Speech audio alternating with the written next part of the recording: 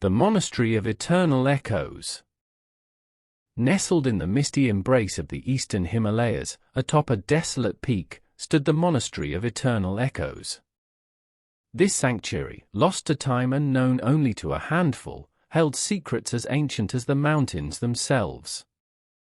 Here, monks were not merely seekers of spiritual truths, they were gatekeepers to the whispers of the past, echoes of souls long departed. Young Kavi, a novice monk, had come to the monastery not only to pursue enlightenment but also to escape a world that felt increasingly hollow to him. His spirit, however, was restless. Beneath the surface of quiet meditation and routine chants, he felt a pull, a curious ache that urged him toward the heart of the monastery, where forbidden rituals and ancient secrets lay hidden. The monastery's abbot, an ageless man known only as the Elder, was a figure shrouded in both reverence and mystery. The Elder was said to have communed with spirits, those who still lingered within the mountains, haunting them with unfinished desires and ancient wisdom.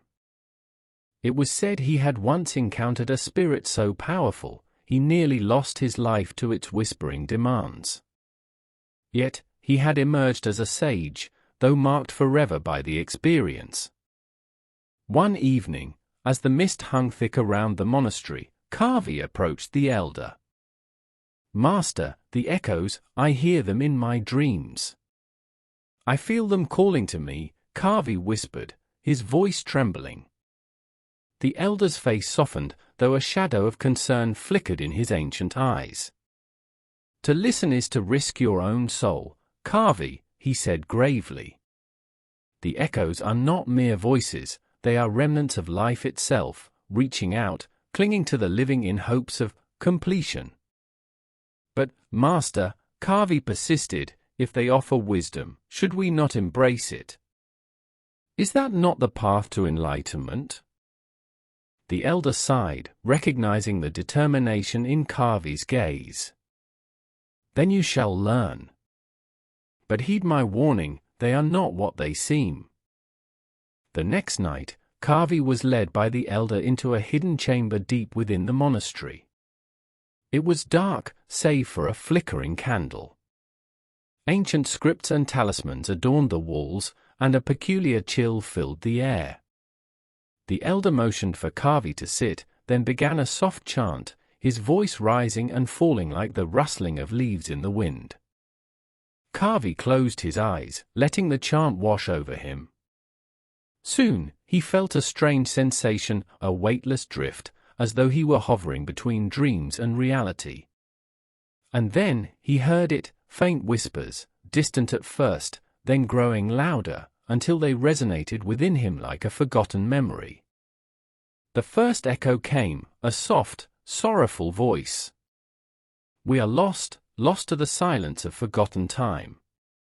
Kavi felt an overwhelming sadness, as though a deep well of sorrow had opened within him. He glimpsed flashes of faces he had never known, places he had never seen. In an instant, he understood, these were fragments of lives, emotions, regrets, unfulfilled dreams. As the night wore on, the echoes continued. Each voice held a story, a memory, a moment that demanded to be remembered. With every story, Kavi felt his own energy drain, as though the spirits were pulling him closer to their world, piece by piece. He felt himself slipping away, no longer fully Kavi, but a vessel of ancient memories.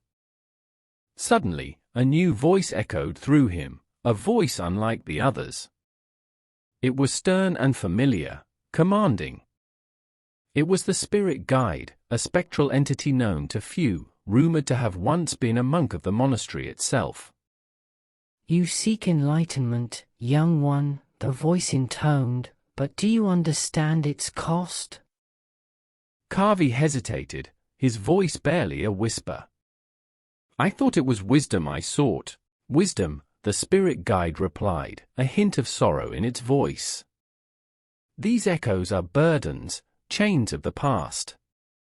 Knowledge they may bring, but at the expense of your essence.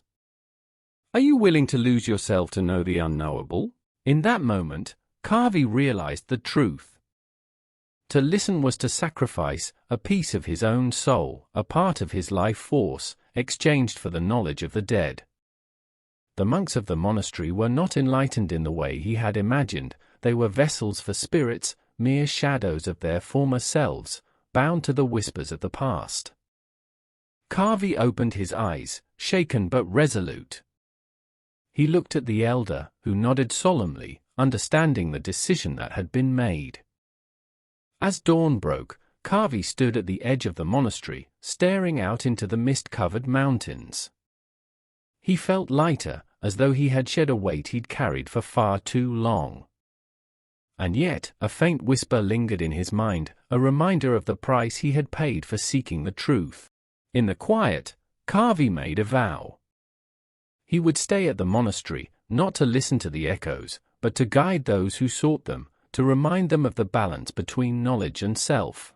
The elder, watching from a distance, felt a rare sense of hope. Perhaps, he thought, the cycle of the echoes could finally be broken.